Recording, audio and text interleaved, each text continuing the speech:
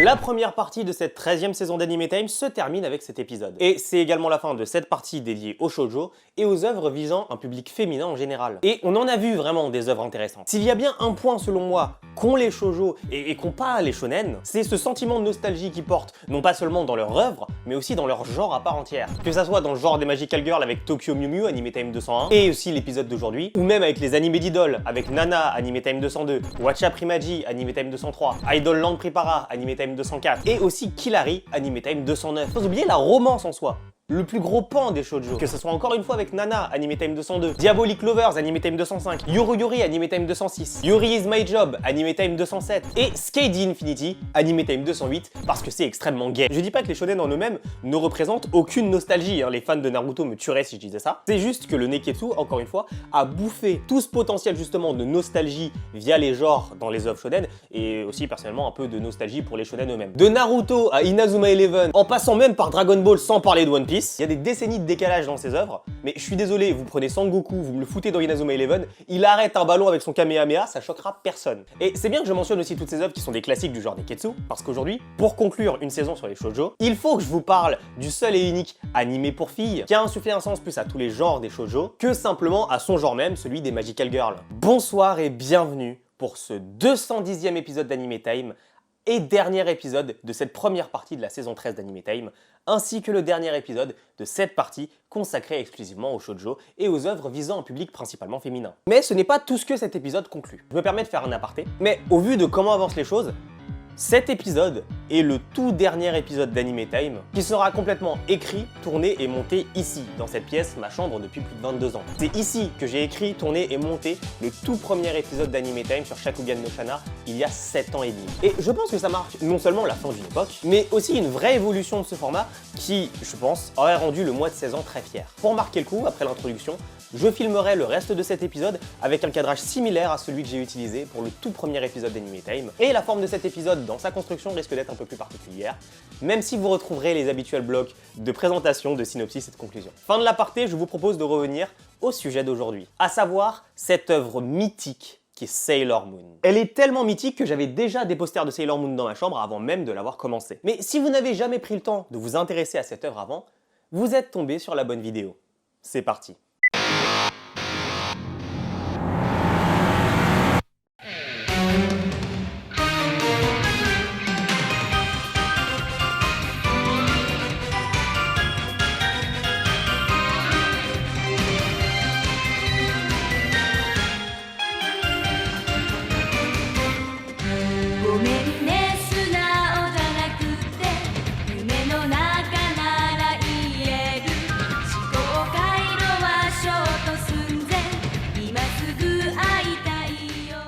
C'est normal que je finisse aujourd'hui avec Sailor Moon. On parle d'une œuvre dont le début de la publication a débuté en 91. Vous n'étiez pas né en 91.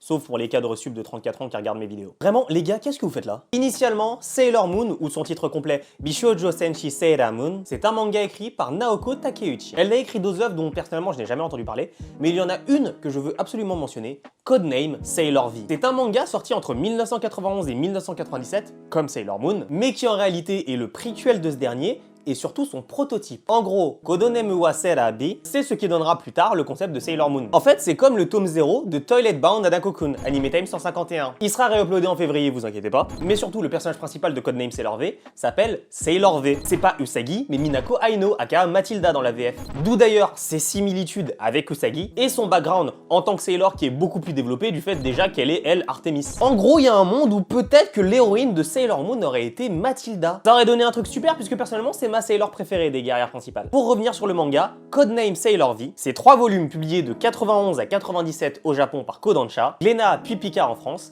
et ayant eu une prépublication dans le magazine Run Run. Et Sailor Moon c'est pareil, mais avec une prépublication dans le magazine Nakayoshi et un nombre de tomes qui varie selon l'édition. 18 tomes dans la première édition, 12 tomes dans la deuxième édition, et 10 tomes dans la troisième édition que normalement vous pouvez encore trouver en magasin, mais que je ne possède pas.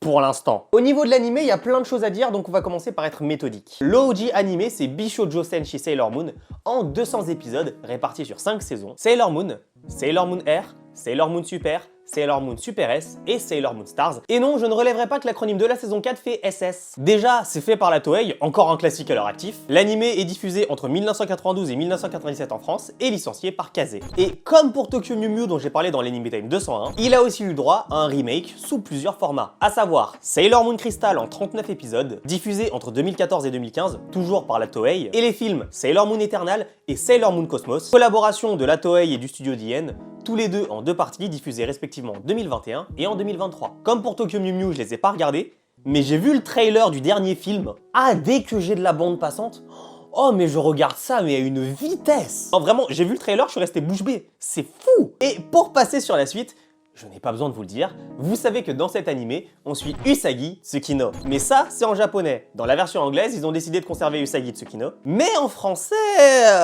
Bon, pour le nom les gars, j'ai une idée de génie. J'ai vu ça avec le service traduction, en fait, Usagi, ça veut dire lapin. Sauf que c'est chelou comme nom, donc comme ces connards de roast beef, ils ont gardé Usagi aussi, moi ce que je vous propose, c'est qu'on traduise ça en anglais, et du coup on l'appelle Bunny. Quoi? Les autres guerrières? C'est quoi ton nom? Mathilda? Bah voilà. Et toi là-bas, c'est quoi ton nom? Oui, t'es un mec, c'est pas grave, t'inquiète. Ryan? Raya? Bah voilà, vous voyez, on trouve toujours une solution. Et son nom de famille, c'est Rivière. Bunny Rivière. Les mots me manquent pour dire à quel point il me manque des mots. Bunny, c'est une collégienne de 14 ans, mais ça dépend aussi. C'est pas aussi bordélique que pour Tokyo Mew Mew, mais là aussi ils ont fait un peu n'importe quoi avec l'âge de certains personnages. Bon, en vrai j'exagère, ça concerne pas Bunny, c'est juste qu'en fonction des saisons, elle est de plus en plus vieille, logique. Mais revenons sur le sujet de base, pour moi si on devait définir Bunny en 3 mots, ce serait empotée, maladroite et infantile. Que des mots que je pourrais attribuer à un de mes potes. Je vous en parle parce que le pote à qui j'attribue ces mots, il voulait trop regarder Sailor Moon, et moi aussi, donc on a commencé à le regarder ensemble. Et je lui avais dit qu'il fallait que je le finisse absolument avant décembre 2023, et que si ça traînait trop, j'allais pas l'attendre et j'allais le tracer. Ce bâtard évidemment il a fait traîner le truc, et je l'ai tracé. Mais j'ai compris la leçon, hein. Plus jamais je regarde un animé avec un pote. De toute façon, comme l'a dit Gojo, je n'ai pas d'amis. Ou je sais pas, un truc comme ça. J'ai pas regardé Chainsaw Man de toute façon. Avançons sur la vie banale de Bunny. Elle se réveille en retard, elle a pas le temps de déjeuner, elle part en courant jusqu'à l'école, avant de croiser des gamins sur un parking qui s'en prennent à un pauvre chat en lui mettant un pansement sur le front. Bunny évidemment les chasse, récupère ce pauvre chat, et quand elle lui retire ce pansement, une marque de lune apparaît avant que ce chat ait un comportement des plus bizarres. Ok, j'ai perdu, c'est bon, j'ai peur. De toute façon, comme la cloche de son école qui est pas loin sonne, Bunny part en courant pour essayer de pas trop arriver en retard, même si c'est mort. Mais évidemment, c'est mort et elle se retrouve à attendre devant sa classe. Et Bunny, quand je vous dis qu'elle est empotée, vraiment elle est empotée. Quelle bonne idée elle a eue. Oh, elle doit attendre devant sa classe. Autant commencer à manger. Comme par hasard, sa prof est sortie avec justement sa copie. Au dernier test, Bunny a eu un magnifique 30. Et du coup, à cause de tout ça, elle se fait engueuler par sa meilleure pote, Naru Osaka, ou Nanu en VF. Comme toutes les meilleures amies de Shoujo, son rôle consiste à être là et à se faire remplacer par un autre groupe d'amis. Et genre, ça la fait pas réagir. Non mais ok, c'est réaliste, mais moi tu me fais pas un coup comme ça, hein. Même si c'est pour sauver le monde, hein. Sinon tu sais pas comment ça va finir. Alors comme ça, tout me remplace pour le dégâts de la lune, cabron. Impardonnable. On va avancer un peu parce que la vie banale de Bunny est super mais que vous devriez absolument la découvrir par vous-même. Plus tard dans la journée, Bunny et Nanu se rendent dans la boutique de bijoux de la mère de cette dernière, qui est bizarrement très enclin à faire une ristourne à la meilleure amie de sa fille. Par exemple, elle montre à Bunny cette bague magnifique d'une valeur de 500 000. À combien elle est prête à la laisser à Bunny? 30 000. 30 000 quoi? Aucune idée, ils l'ont pas dit dans la VF. Mais tout le monde veut sauter sur l'occasion d'une ristourne pareille, au point de quasiment en fait faire fuir Bunny et Nanu du magasin. Bunny ressort donc du magasin, visiblement désappointé, et surtout énervé à cause de sa mauvaise note qui lui empêche de profiter de cette superbe occasion. Et voilà le premier problème de Sailor Moon, elle jette sa copie en arrière, et cette copie atterrit involontairement sur la tête de ce type. Je vous le présente, Mamoru Chiba, ou Bourdu en français. Pourquoi Bourdu? T'appelles comment toi?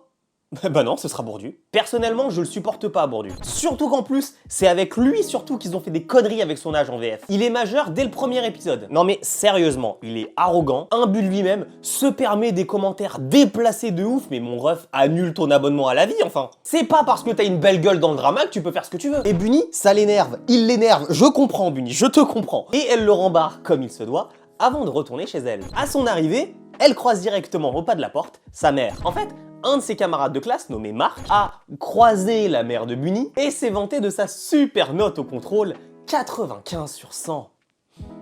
Combien elle a eu Bunny déjà?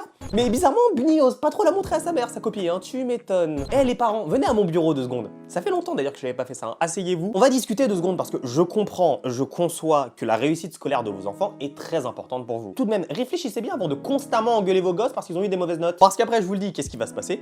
Vous allez vous retrouver face à des gamins où vous voyez que des super notes et leur moyenne sera à 12. Tout simplement parce qu'on va vous cacher ces mauvaises notes. Vos enfants le comprennent bien hein, qu'avoir des bonnes notes c'est important. Mais ça peut arriver à tout le monde et ça vous est arrivé aussi à une époque, alors calmez-vous et encouragez surtout vos enfants. Du côté de Bunny, sa mère décide tout bêtement de la foutre dehors.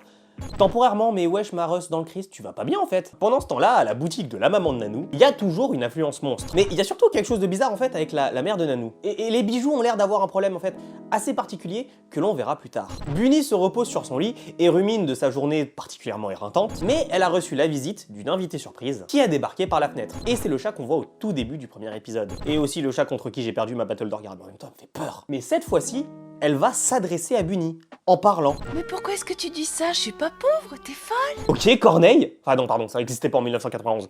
Ok, Pollux. Ce chat se présente sous le nom de Luna. Et si jamais j'ai un chat noir un jour dans ma vie, si c'est une femelle, je l'appelle Luna, et si c'est un mâle, ce sera Salem, en référence à Sabrina l'apprentie sorcière. De ce que dit Luna, elle cherche Bunny depuis très longtemps. Mais surtout, elle promet en fait de toujours l'aider. Et pour ça, elle va confier ce bijou à Bunny. Il est magnifique, vous trouvez pas? Bah, c'est ce que se dit tellement Bunny qu'elle a écouté aucune explication de Luna vis-à-vis de ce bijou et de tout ce qui en suit d'ailleurs. La seule chose qu'elle a écoutée, c'est quand Luna lui a dit de dire la phrase « Pouvoir du prisme lunaire, transforme-moi ». Bunny s'exécute, et là je vous laisse évidemment regarder directement. Pouvoir du prisme lunaire, transforme-moi.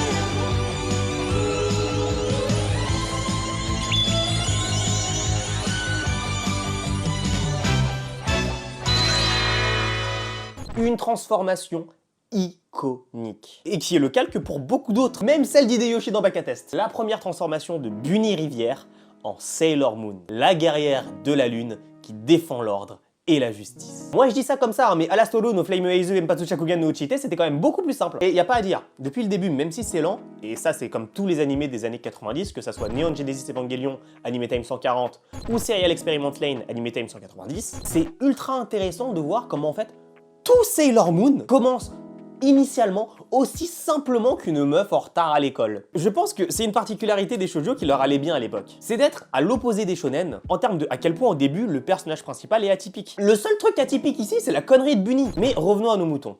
Une fois transformée, elle entend la voix de Nanou appeler à l'aide. De l'autre côté, dans le magasin de la mère de Nanou, non seulement les clients du magasin ont commencé à toutes s'effondrer, mais surtout, la mère de Nanou a fini par s'attaquer à elle. Mais ce n'est pas vraiment la mère de Nanou, c'est un monstre, la mère de Nanou ayant été kidnappée par elle. Et c'est à Sailor Moon d'essayer de sauver la situation. Sur place, Sailor Moon se rend compte que la mère de Nanou était remplacée par un monstre, et qu'elle a aussi pu prendre le contrôle des clientes du magasin. Ce qui donne pas mal de fil à retordre à Sailor Moon pour son premier combat. Après tout, elle ne sait pas encore se battre. Et malheureusement, ce manque d'expérience, ça explique pourquoi Bunny se retrouve très vite acculée dans ce premier combat. Mais ça, jusqu'à l'arrivée d'un personnage inconnu jusque-là, Takeshido Kamen, ou l'homme masqué en français. Un type qui ne sert à rien. Vraiment, ce même est 100% vrai. Sauf évidemment faire en sorte que Bunny n'échappe pas à son destin d'amour mielleux. Luna, cachée derrière un pilier qui a observé toute la scène, donne l'indication à Bunny de prendre l'artefact sur sa tête pour attaquer. En français, c'est le frisbee magique quand même, hein. Et finalement, elle réussit à vaincre ce monstre qui en réalité récupérait l'énergie des humains pour le compte du premier antagoniste. Mais ce premier antagoniste, avec mon non-pote, on l'appelle subtilement la lesbienne interdite. Posez pas de questions. Évidemment, Sailor Moon, c'est bien plus que ce petit résumé. Mais ça, il faut absolument que vous le regardiez vous-même. Mais bon sang, encore une fois, je ne m'attendais pas à ce que ce soit aussi bien. Sailor Moon n'est pas juste un bon animé, et même en VF, puisque c'est ce que j'ai vu. Il est bien plus qu'excellent, même si par moments, il y a des doublages qui sont perdus. Mais la question, c'est pourquoi? Qu'est-ce qui fait qu'en 2023 et 2024, je kiffe autant Sailor Moon, alors que c'est un animé qui date des années 90, on le rappelle? Eh bien, déjà, on va parler des personnages. il y a une grande diversité de personnages, mais surtout une très grande diversité de Sailor. Je pourrais rentrer dans les détails de pourquoi je pourrais tuer pour Ami Mizuno, Molly ou Sailor Mercure, à quel point je trouve que Minako Aino, Mathilda ou Sailor Venus est un personnage captivant, de pourquoi Rei Ino, Raya ou Sailor Mars est forcément lesbienne, ou de l'appréciation conflictuelle dans le bon sens du terme que j'ai pour Makoto Kino, Marcy ou Sailor Jupiter. Et ça, c'est que pour les guerrières principales, parce que je pourrais vous parler pendant très longtemps de Sailor Uranus. Non seulement elles sont diversifiées, mais en plus, elles ont toutes leur unicité. Alors certes, il y en a quand même qui se ressemblent. Le cas Sailor Venus, Sailor Moon, évidemment, est le premier qui saute aux yeux, même si il y a beaucoup de différenciation au niveau de Mathilda quand on s'intéresse vraiment au personnage. Et c'est pas le seul point qui explique pourquoi toutes les guerrières, et je dis bien toutes les guerrières, sont attachantes. C'est parce qu'elles sont toutes extrêmement bien développées, en cohérence avec l'intrigue principale, et je pense là tout de suite notamment à Mathilda. On n'a pas l'impression simplement de regarder les personnages, mais au fur et à mesure des épisodes, on a l'impression de vivre et de grandir avec les personnages. C'est personnel, mais ce sentiment-là que beaucoup de gens ont avec les shonen, moi j'ai toujours eu beaucoup de mal à l'avoir. Il y a des exceptions comme Inazuma Eleven, évidemment, mais tout de même, j'ai l'impression que les shoujo font mieux sur cet aspect de nous plonger tellement dans l'œuvre qu'on a vraiment l'impression d'être là avec les Sailor Senshi et de discuter. Bon, j'exagère quand même peut-être un petit peu le trait, mais vous voyez l'idée. Et d'ailleurs, c'est pas un point spécifique aux animés de notre enfance, ça, bien au contraire. C'est tellement pas spécifique que c'est un truc que même des œuvres d'aujourd'hui peuvent faire, et peuvent faire très bien. Mais elles le feront tout de même pas aussi bien que Sailor Moon, mais ça, c'est pour une autre raison. Parce que le fait que les personnages soient attachants au point qu'on a l'impression de vivre avec, c'est pas une raison suffisante pour avoir fait de cette œuvre une légende. La raison, c'est juste que c'est Sailor Moon qui a posé tous les codes du genre, voire même, et comme je l'ai dit en introduction, des codes des shoujo en général. Reprenons tous les personnages principaux spécifiquement de shoujo de cette saison. Donc Zoe Henson dans Tokyo Mew Mew, Nana Komatsu dans Nana, Matsuri Ibino dans Watcha Primaji, Amari Katasumi dans Idol Land Prepara, et enfin Kilari Tsukishima dans Kilari. Elles ressemblent toutes à Bunny. Sauf Amari, c'est un cas un peu plus particulier, c'est un bon point en soi. Mais par exemple, Zoe Henson, c'est Bunny avec les cheveux rouges. Quant à Kilari, n'en parlons pas, on aurait limite pu mettre Bunny telle qu'elle a sa place. Ou Mathilda aussi d'ailleurs. Non, vraiment, elles ont toutes le point commun de répondre à ce que j'ai dit au début. Elles sont empotées, maladroites et enfantines. Et ça, cette analyse de voir en fait tous les personnages de shoujo sous le prisme de Bunny Rivière, d'Usagi Tsukino, c'est un bon moyen de se rendre compte de l'influence qu'a eu justement Sailor Moon. Et côté Magical Girl, les transformations, la logique dans les combats, cet aspect souvent de protection de la Terre contre les extraterrestres qu'on peut retrouver pas mal dans les shoujo, et ça même dans les shoujo nouvelle génération comme Madoka Magica, Anime Time 79 ou Magical Girl Holy Shit, c'est des points qui viennent tous de cette seule et unique œuvre. Et même en ayant posé les bases, dans l'exécution dans le premier animé, il n'y a rien à redire, c'est maîtrisé sur tous les aspects. Et peu importe où tu en es, tu es toujours dans l'œuvre. Tu as absolument envie de savoir la suite, quitte à le binge-watch et le finir avant 2024. Alors oui, est-ce que c'est vraiment étonnant que je finisse cette partie sur une légende pareille? Pas du tout. Sailor Moon, c'est selon moi l'essence même de ce que j'ai toujours aimé dans le genre des Magical Girls. Une histoire passionnante dans laquelle t'as envie de plonger, avec des personnages attachants et qui marquent vraiment sur le moment, et plus tard aussi lorsqu'avec nostalgie tu redécouvres ses œuvres. Croyez-moi, c'est pas la dernière fois que je vous parle d'œuvres de mon enfance. J'en ai prévu pour la saison 16 et même pour le 220e épisode d'Anime Time, mais ce sentiment que j'ai eu en regardant Sugar Rune, Anime Time 51 et Yume no Crayon Coucou, Anime Time 165, je sais que dans 10 ans peut-être, je l'aurai avec Sailor Moon. Non, vraiment, allez le découvrir, même l'animé des années 90, vous n'allez vraiment pas le regretter. C'est pas pour rien que Sailor Moon est aussi populaire, ce n'est pas pour rien que Sailor Moon est un classique, ce n'est pas pour rien que Sailor Moon est une légende. Et c'est en étant aussi excellent et aussi moteur à son époque dans le genre des shoujo et dans le genre des Magical Girls qu'il a réussi à ouvrir la voie à toute une génération d'œuvres plus incroyables les unes que les autres. J'espère que ce 210e épisode d'Anime Time, dernier épisode d'Anime Time de cette première partie de la saison 13, dernier épisode de cette partie consacrée exclusivement au shoujo, et surtout, dernier épisode tourné ici en fait, t'a plu. Si t'es là depuis longtemps, parce que ça fait quand même 7 ans et demi que je fais cette émission, vraiment, merci beaucoup à toi. Merci beaucoup de ton soutien. Et d'ailleurs, même si t'es pas là depuis longtemps, merci quand même. Pour la deuxième partie de la saison 13, on va repartir sur des œuvres beaucoup plus variées. Et pour le 220e épisode d'Anime Time, je vais aussi parler d'un grand classique. Une œuvre de mon enfance, mais cette fois-ci et pour la première fois, d'un shonen de mon enfance. En attendant, vous pourrez retrouver durant le mois de février 3 vidéos bonus que je voulais absolument tourner ici même, mais je ne vous en dis pas plus pour l'instant. C'était Hunter, encore une fois merci à tous. On se retrouve très bientôt pour la deuxième partie de la saison 13 d'Anime Time. Ciao!